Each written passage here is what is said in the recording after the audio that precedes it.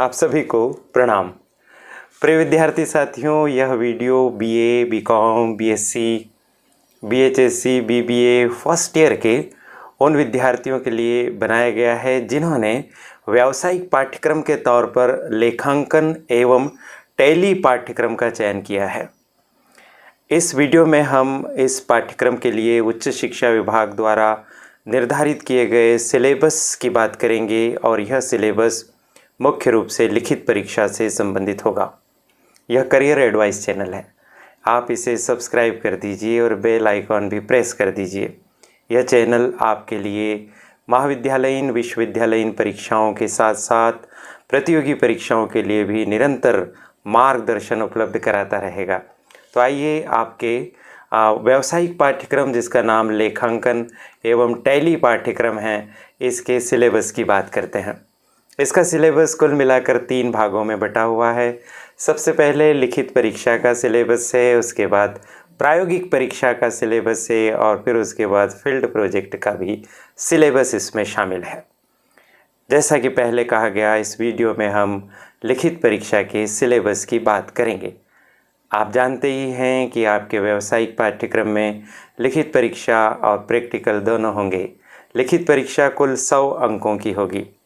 जहाँ तक सवाल है आपके वर्तमान पाठ्यक्रम की जिसकी हम चर्चा कर रहे हैं, लेखांकन एवं टैली पाठ्यक्रम, तो इसकी लिखित परीक्षा का सिलेबस बहुत ही छोटा सा है और आसानी से तैयार हो सकने वाला सिलेबस है।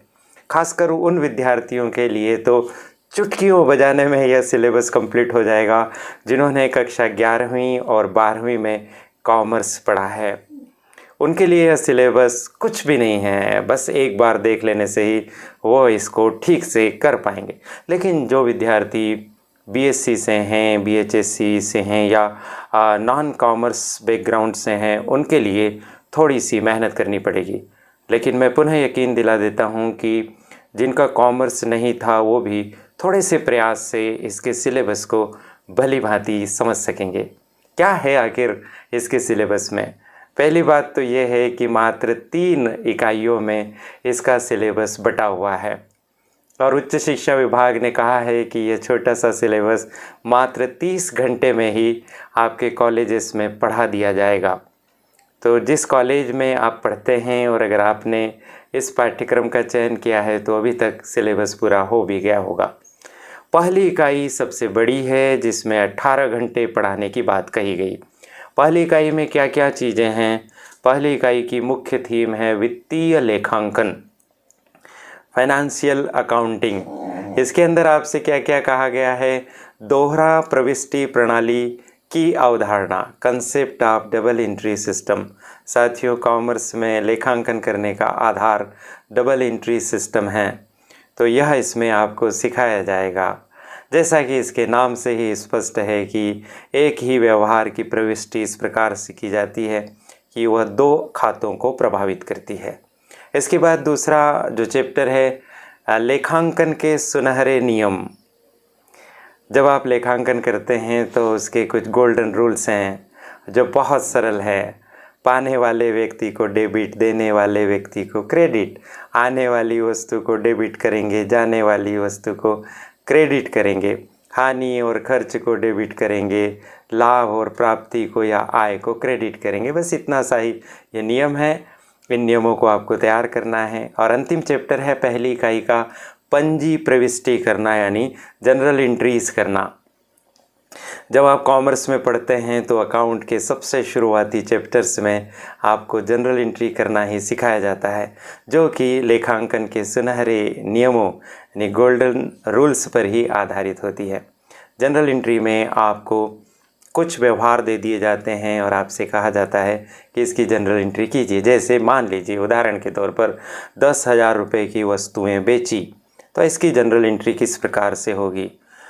जैसा कि नियम है आने वाली वस्तु को डेबिट, तो इसमें पैसा आएगा वस्तु बेचने पर तो कैश अकाउंट डेबिट कर देंगे। और चूंकि ये बिक्री खाते से आ रहा है तो टू सेल्स अकाउंट, ऐसा इसकी एंट्री हो जाएगी। और गुड्स सोल्ड ऑन कैश, ऐसे इसकी नरेशन हो जाएगी। तो इस तरह से सिंपली ही सीख जाने वाली ये जनरल एंट्रीज़ हैं जिसको आप सीख सकेंगे। तो लीजिए, हो गई आपकी पहली यूनिट संपन्न।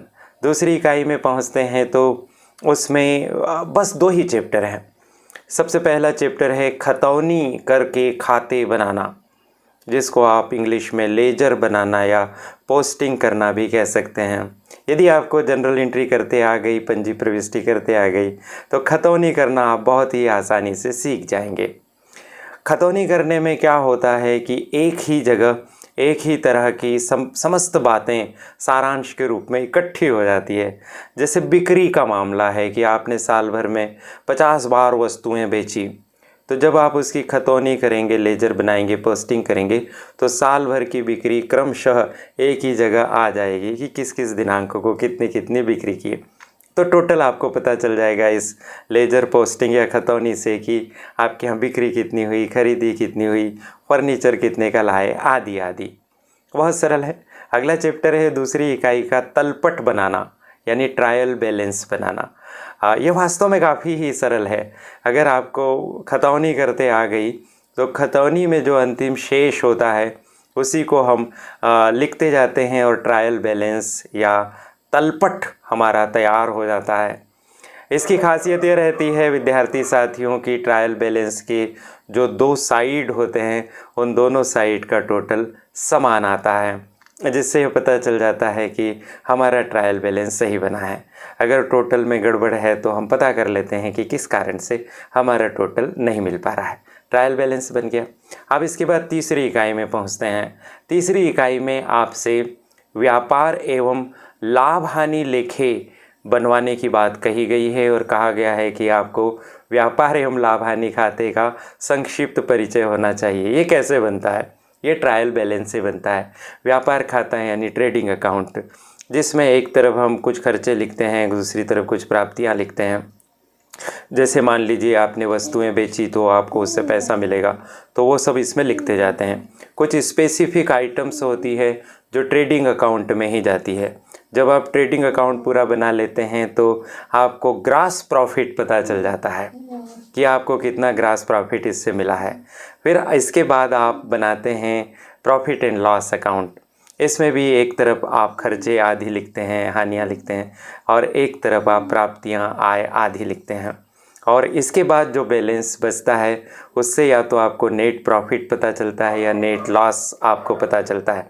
इसी तरह से ट्रेडिंग अकाउंट से भी केवल ग्रास प्रॉफिट ही पता नहीं चलता, अगर आपको हानि हुई है तो ग्रास लॉस भी पता चलेगा।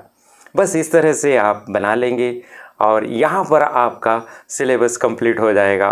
तो है ना बहुत छोटा सा सिलेबस, आपसे बैलेंस शीट तो बनवाई नहीं जा रही है। कॉमर्स के बच्चे मुस्कुरा रहे हैं, अरे बहुत चुटकियों बजाने वाला ये काम है।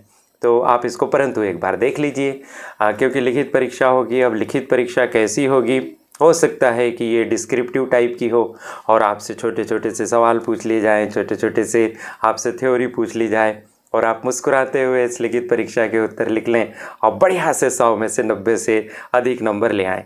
या हो सकता है ऑब्जेक्टिव क्वेश्चन पूछें तो वो भी कोई खास कठिन नहीं पड़े। आपसे हो सकता है कि वस्तुनिष्ठ प्रश्न यह पूछा जाए कि मजदूरी का लेखा कहाँ करते हैं, तो आपका उत्तर होगा कि व्यापार खाते में। इसी तरह से आपसे पूछा जा सकता है कि अकाउंटेंट को वेतन दिया, इसको कहाँ लिखेंगे, तो आप बता देंगे कि प्रॉफिट एंड लॉस अकाउंट में इसको हम लिखेंगे। इस तरह से आपसे प्रश्न पूछे जा सकेंगे। तो आपकी तैयारी बढ़िया रहेगी, अच्छे से आप पास हो सकेंगे।